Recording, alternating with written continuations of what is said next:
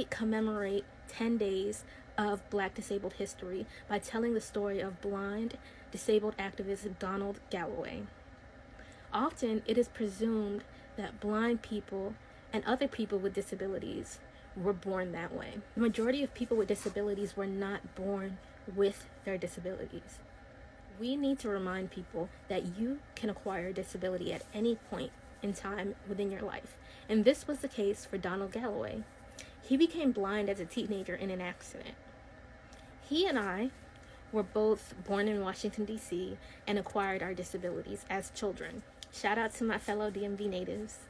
He was a pivotal part of the disability rights movement in the 70s. He included racial justice and an intersectional approach to dismantling systemic ableism in his advocacy.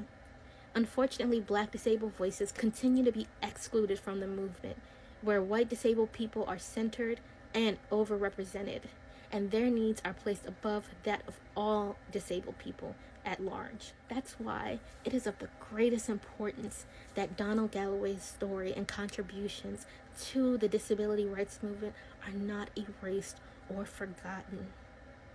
He was the executive director of the Colorado Governor's Council on Disability in Denver.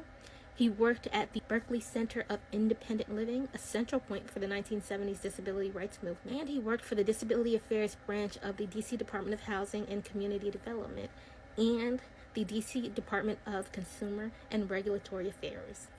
He made history when he sued the District of Columbia after the D.C. Superior Court denied him the ability to serve on a jury when he arrived to jury duty with his guide dog. It was ruled that it was unconstitutional to automatically disqualify potential jurors based on their disability. All these years later, and disabled people are still denied their constitutional right and have difficulties serving on juries. Our rights are violated daily. We can change this by taking the same action through activism like Donald Galloway did.